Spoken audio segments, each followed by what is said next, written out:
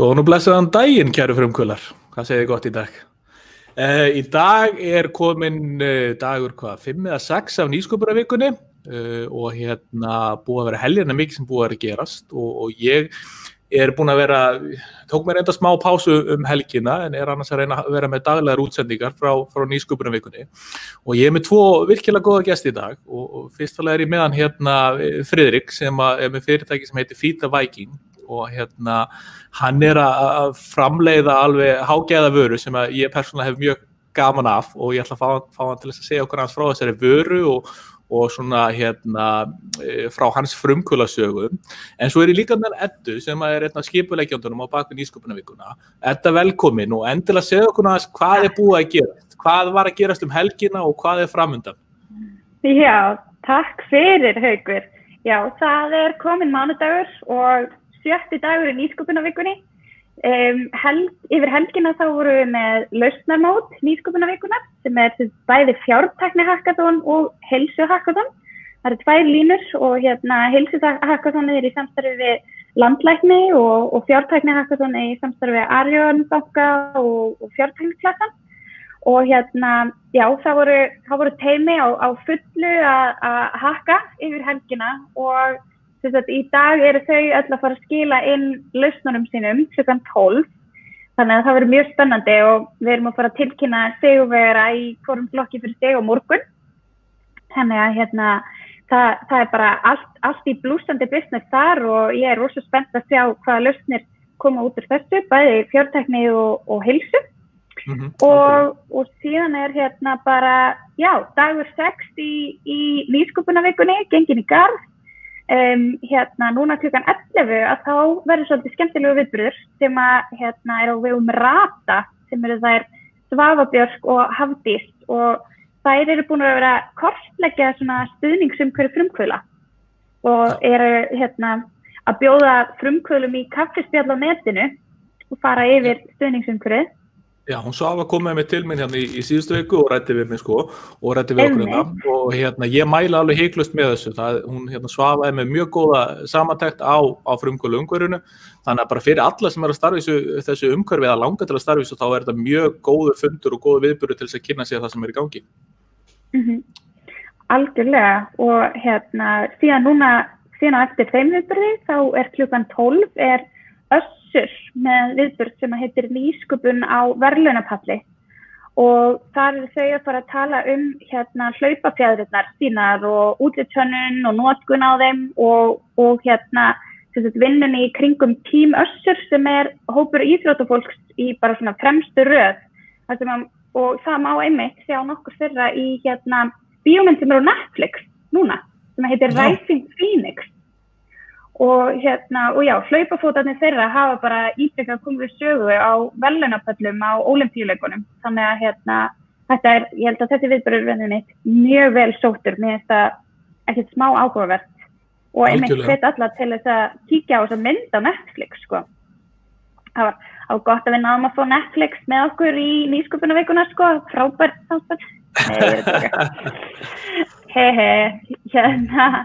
Nei, ekki svo gott, en ég mæli með þessum viðburði og síðan klukkan 15:30 þá viðburður sem heitir Up to Start og hann á vegum nýsköpunar frumkvöðlanefndar SHÍ í stúdentaráði í Háskóla Íslands og það svona tvíþættur viðburður, það annars vegar fyrirlestrar bara svona hvernig á að hefja sína ferð sem frumkvöðl og þar fulltrúi frá Icelandic Startups og Sunna Halla og Ólöf Vigdís sem verkefnastjóri vísinda- og nýsköpunarsviðs hjá HÍ og hann Kjartan Þórsson sem einmitt fyrrverandi nemandi í HÍ og læknir og sigurvegari Nordic Health Hackathon. Og þau verða með fyrirlestra og svo eftir það þá svona hægt að skrá sig á mentor session hjá þessum mentorum og það svolítið áhugavert fyrir þau ykkar þarna úti sem kannski með hugmynd í maganum og það verður svolítið fyrsti snertiflötur vegna þess að margir, þetta náttúrulega skipulagt af háskólanemum þannig að það margir háskólanemar sem kannski með hugmynd og ekki endilega háskólanemar, bara hver sem eru með einhverja hugmynd og langar að ræða hana við einhverna, þá myndi ég klárlega nýta mig það. Og síðan átti í dag að vera frumkvöðla sjósund og smakk á bakkanum frá Hvíta Væking í Nauthólsvík. En því miður að vegna COVID þá neyðumst við til þess að aflýsa þeim viðburði og það er þessi viðburður sem á vegum, hvernig bendi ég, á vegum Frikka í Hvíta Væking og en sem sagt, ég segi aflýsa en eiginlega segi frekar fresta vegna þess að við ætlum ekki bara eitthvað að kasta út þessum viðburði, okkur langar að halda kannski bara off-venue nýsköpunarviku frumkvöðlasjórsins þegar að aðstæður leyfa og við getum bara öll heyrt og svona. Er það ekki fyrir ekki? Jú, ekki spurning. Við erum alveg mjög peppaðir fyrir því. Já. Og það felst þá í hverju, Friðrika? Við ætlum að fara í sjósund saman og fá svo kannski að smakka aðeins eitthvað af vörunum hjá þér eða? Já, það er ákveðat pælingin.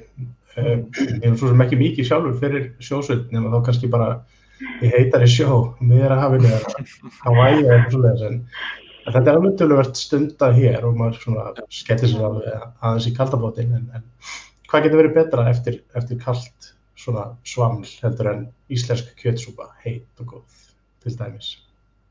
Það hljómar bara mjög vel. Ég er líka fan af vegansúpunni sem það að þróa. Mjög góð vegansúpa. Já. Og fiskisúpa með það líka.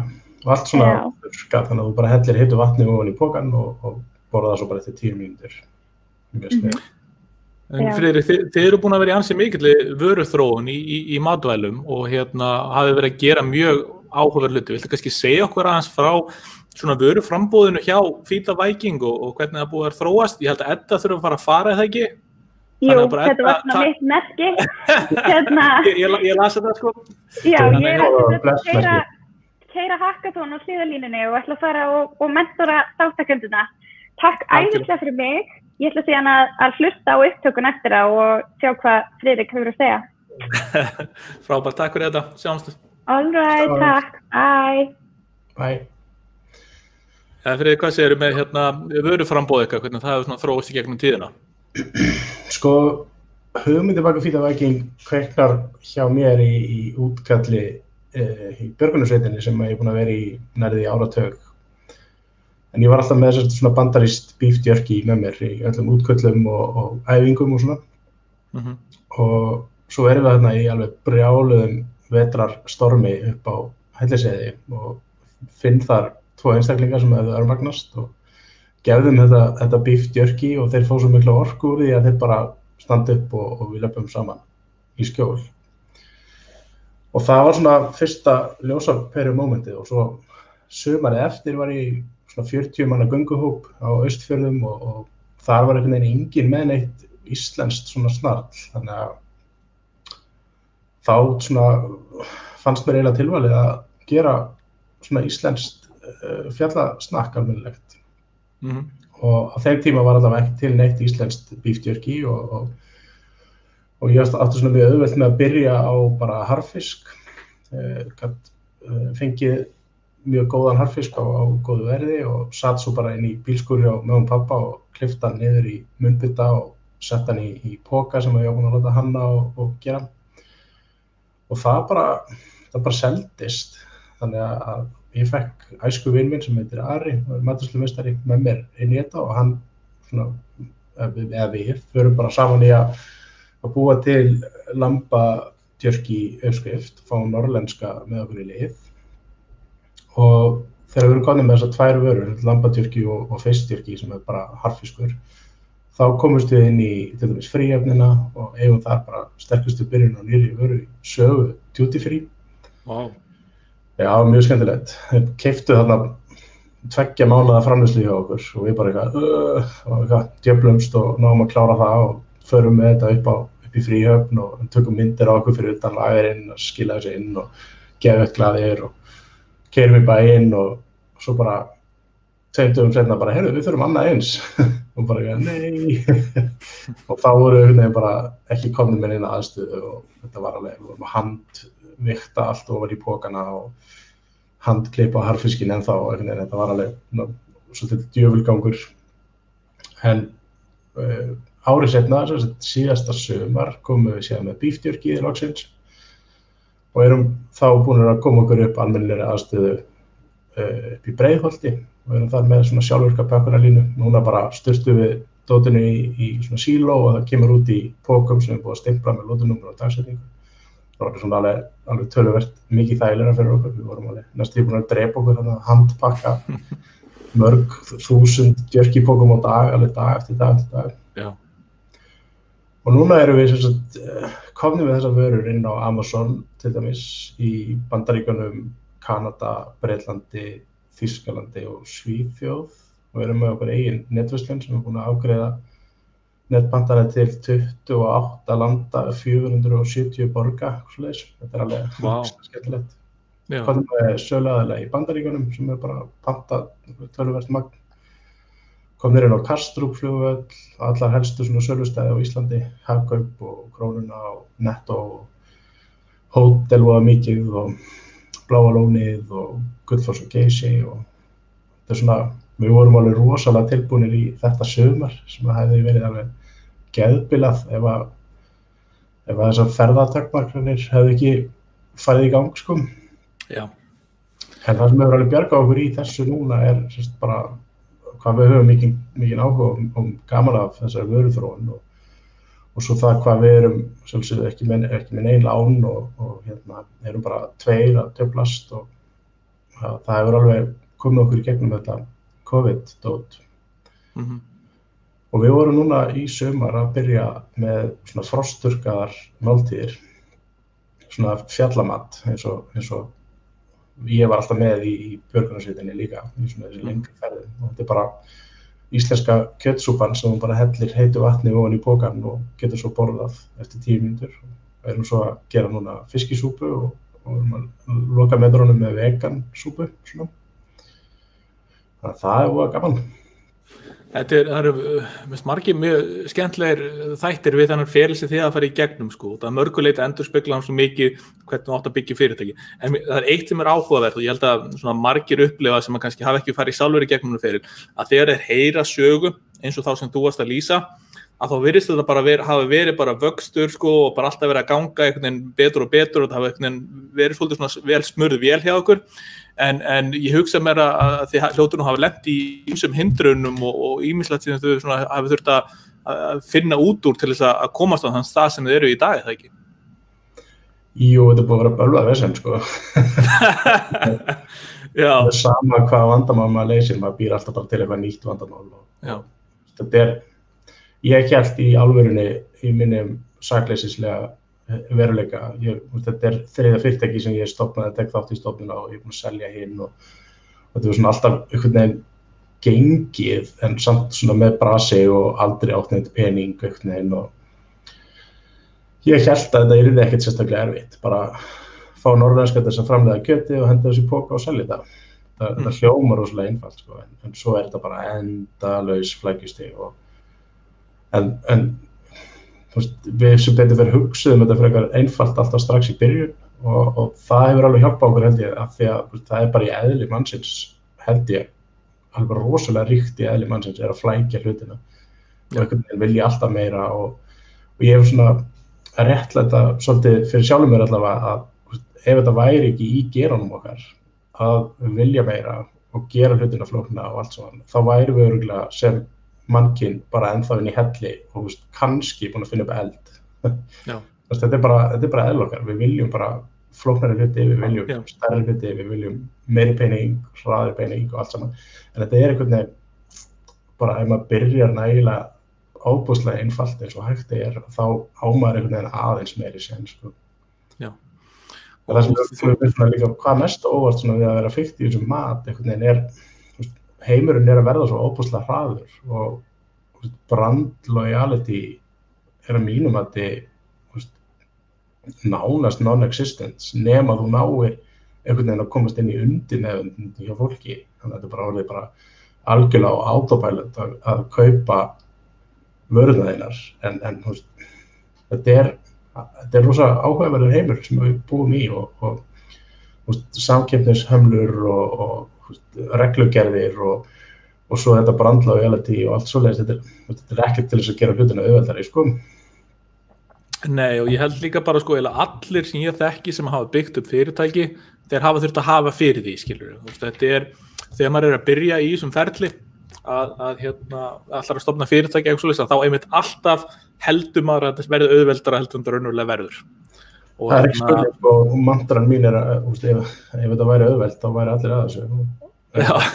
Þá fengir ekkert út úr þessu, sko. Nei, nákvæmlega, sko. Þannig að þetta og það gaman, góður eiginleiki fyrir frumkvöðla að hafa, ástríðu fyrir því að finna lausnir á hlutum og svona skapa, það svolítið svona oft svoleiðis eitthvað drifkraftur sem heldur manni gangandi. Þetta svo mikið af hlutum sem þú þarft að finna lausn á, sko. Þetta það, sko, en það líka gott, sko, að partnera, að vera ein að reyna að gera alla þessa hluti.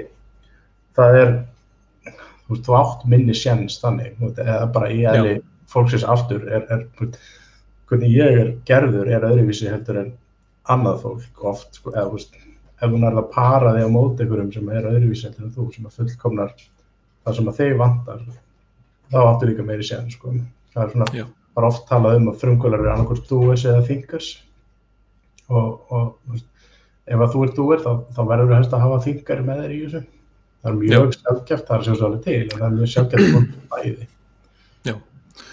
Ég hef tekið áður umræðu þetta einmitt við aðra frumkvöðla út af því að ég sjálfur var mjög mikill Íslendingur í mér áður fyrir og vildi alltaf gera allt sjálfur og var að reyna að byggja fyrirtæki einn míns liðs og það endilega ekkert sniðugt að gera það. Miklu betra ef maður getur að vinna með flottu fólki og búa til eitthvað sem partur af stærri hóp, sko. Þannig og líka náttúrulega bara búið sér til tengslanett og vera með fólki í kringu sig kannski sem að gera svipaða hluti. Þetta allt mjög mikilvægt fyrir fólk að sinna þessu og vera ekki að einangra sig of mikið í svona fyrirtækjarekstri. Já, alveg bara, ég held að sé bara nánast það mikilvægasta, sko. Já, en fyrir þau ykkar sem að hlusta að ykkur velkomin að senda inn spurningar, ef þau með eitthvað spurning fyrir Frikka eða mig að bara hvað sem það en eins og sé, Friðrik komið mikla reynslu á bakvið sig í matvælaframleiðslu og sölu á þessum matvælum, ekki bara heima heldur bara út allan heim, þannig endilega senda inn spurningar ef þau með til Friðriks. En Friðrik, ef þú ættir að gefa einhverjum öðrum ráð, þannig að þú veist, ef einhver annar sem með einhverja svipað hugmynd sem að spája að fara í að selja einhverju vöru erlendis eða fara í að framleiða einhver matvæli eða eitthvað svoleiðis, ertu með eitthvað svona ráð fyrir þeim, eitthvað sem að þú hefði viljað óska þess að þú hefði vitað þegar þú varst að byrja í þessu? Ég veit ekki hvort það sé uppörvandi, en ég ekkert endilega viss að ég hefði farið út í þetta ef ég hefði vitað hvað það væri mikið vesen, sko. Já. Þetta já, maður þarf að vera ansið þrjóskur til þess að geta gert þetta, sko. Já.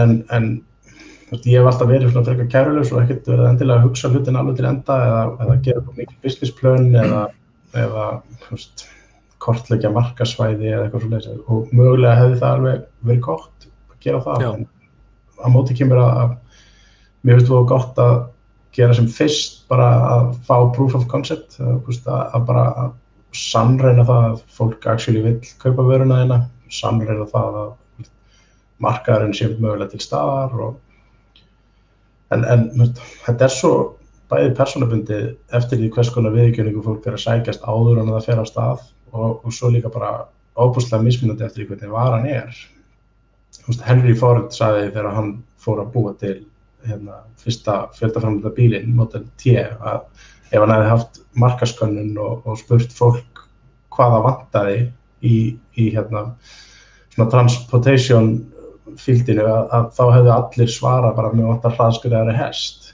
Það hefði enginn farið að segja mér vantar bíl af því að fólk vissi ekki hvað bíl var. Þannig að þetta einhvern veginn samblanda bara að sækja sér þá viðurkenningu sem maður þarf til þess að vera með drifkraftina því að í svona dæmi þetta sem bara drifkrafturinn hjá frumkvöðlunum eða frumkvöðlunum sem að gerir þetta mögulegt og Já. bakvið í kollinum hjá mér alltaf að overnight success, svona einnarar nætur velgengni eða svona, já, ég veit ekki hvernig á því þetta, ég þarf kannski ekki að því þetta. Það tekur 10 ár að búa það til, að einnarar nætur velgengnin er 10 ár undirbúning. Já, þetta finnst það að skulir segja þú að ég hef heyrt marga aðra frumkvöld að tala þetta. Ef þeir hefðu vita hversu erfitt þetta er þá eru þeir ekkert vissir þeir hefðu gert þetta og núna bara síðast þegar ég Magnús Skeving tala þetta varandi Latabæ. Hann sagði að þetta hefði tekið svo mikið á og verið svo erfitt að þú veist, hann er ekkert viss hann hefði farið út í þetta og hann hefði vita allt sem fælist í þessu sko. Og en þannig að það er svolítið gott að fara út í þetta með svona smá svona á þess að vita nákvæmlega allt sem fælst í þessu og maður þarf kannski bara að gera það til að koma sér að stað í þessu en þú nú komin nokkuð langt núna og það sem ég kannski fannst líka áhugavert við söguna sem kannski margir getur lært af að það hvað þið hafið sko farið skynsamlega í það og ekki verið að taka of stór skref í hvert og eitt skipti.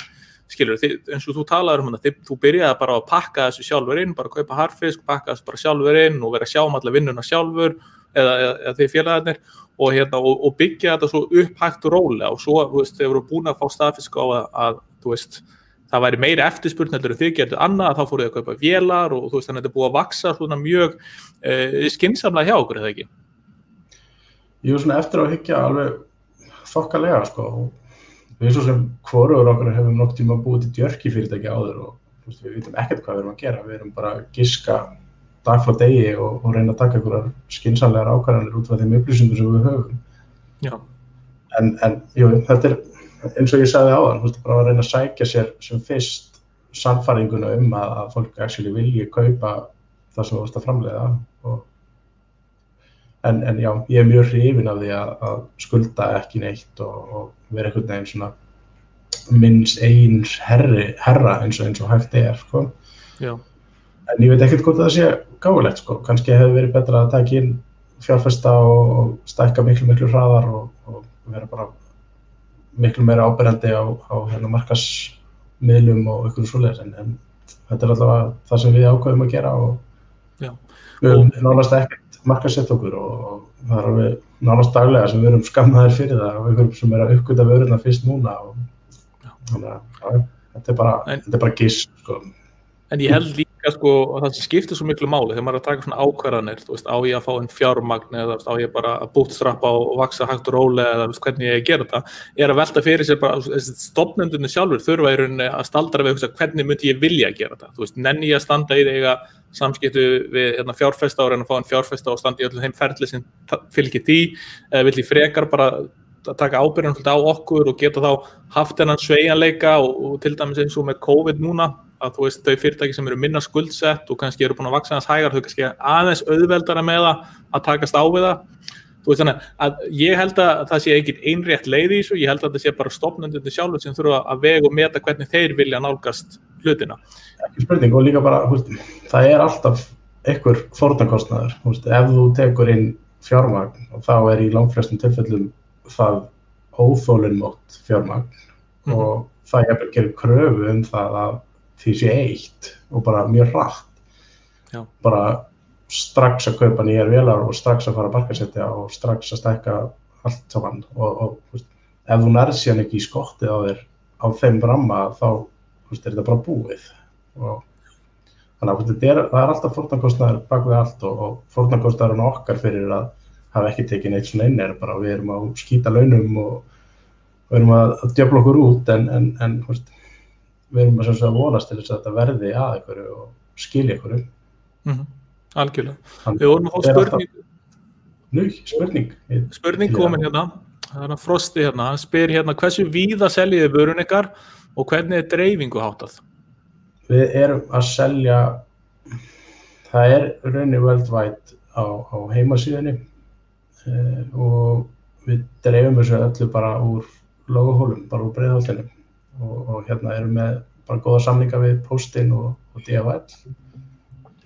95% af pöntunum okkar koma frá Bandaríkjunum þannig að við erum svona aðeins verið að skoða að fara í jafnvel vöruhús þar og eitthvað meira í Bandaríkjunum en eins og segið áðan, það alltaf einhver fórnarkostnaður. Þá þurfum við að færa lager og nokkuð þangað og eigum að hætta að hann renni út eða eitthvað svoleiðis. Og svo erum við fyrst og fremst að selja á Amazon. Og það alveg, fáum bara á hverjum degi fullt af böndunum sem við sendum svo bara með DHL og póstilum frá Íslandi. Það alveg pínu dýrt. Já. Hvernig almennt sem nú höfum heyrt marga tala að það áhuga að selja í gegnum Amazon? Var þetta erfiður ferill að koma vörunum á Amazon? Já, það var alveg vesen sko.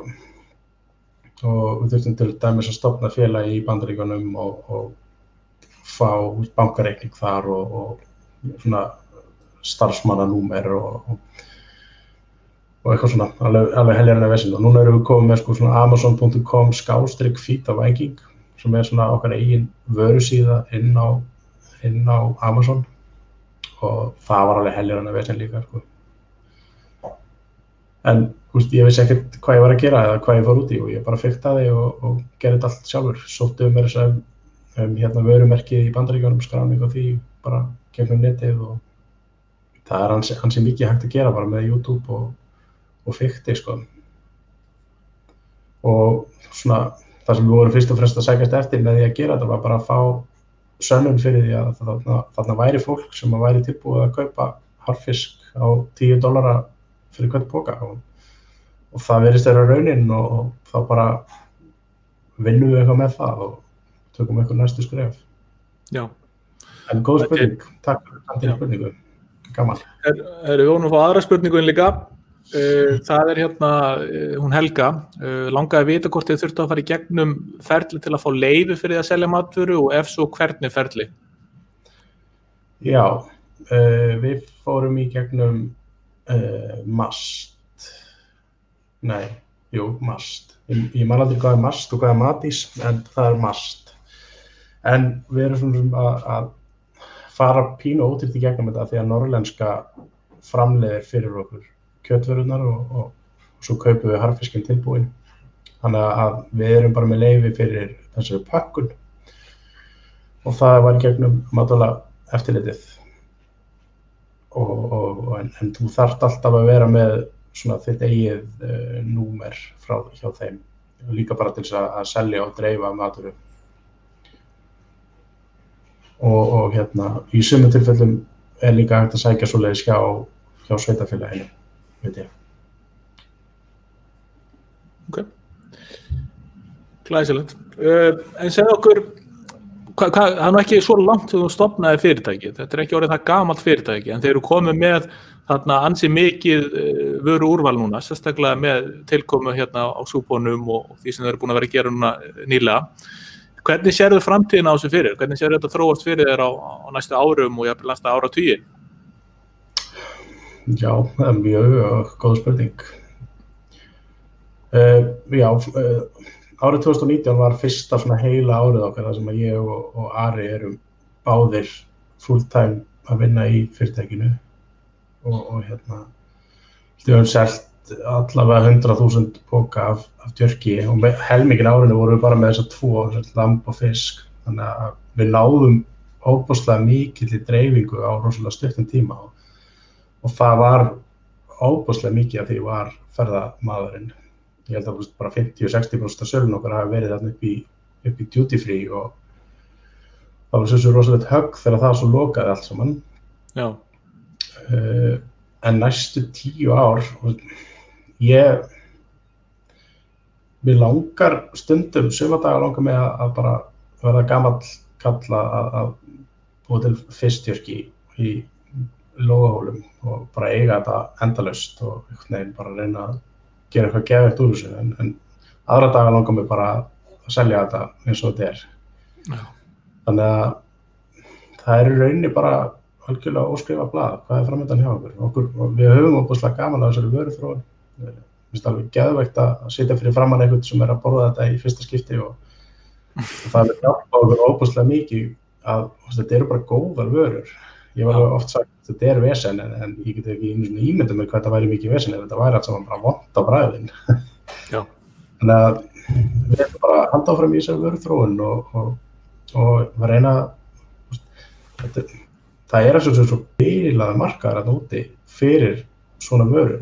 Helmingur Bandaríkjamanna að borða jerky að staðaldri og þetta er bara þetta er algjörlega sturlað markaðstækifæri og vörurnar okkar eru mjög einstæðar. Þetta er þessi íslenskar vörur og bara eins og fiskjerki sem bara harðfiskur. Þetta er 85% prótein og við höfum alveg heyrt frá fólki sem að kaupa þetta bara eftir nánast læknisráð vegna þess að börnin þeirra eru komið með próteinskort.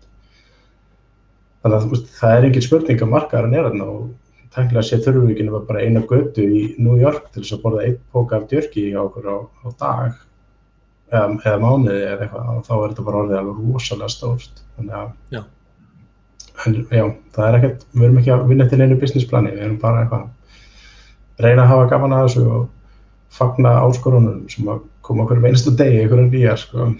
Já. En þetta við fyrir nú bráðum að vera komin svona að lokum þessari útsendingar, þannig að þið sem hlusta endilega senda inn spurningar eða hafa ykkur fleiri spurningar til hans Friðriks. En Friðrik, fyrir þá sem hafa áhuga á að kaupa vörun ykkar eða nálgast vörun ykkar eða afla sér frekar upplýsingar ykkur og ykkar fyrirtæki, hvert er best að fara? Náttúrulega í matvörubúð, Krónuna eða Hagkaup eða Fjarðarkaup. Þetta er svona alveg tiltölulega víða en já, bara endilega og smakka og það var mjög gaman líka að fá feedback, sérstaklega það er jákvætt feedback. Það er betra. Ég reyndar ennþá eftir að smakka súpunni hjá okkur, en ég get algjörlega mælt með jerkyinu, það er mjög gott, allar gerðir sem hafa verið með því sko.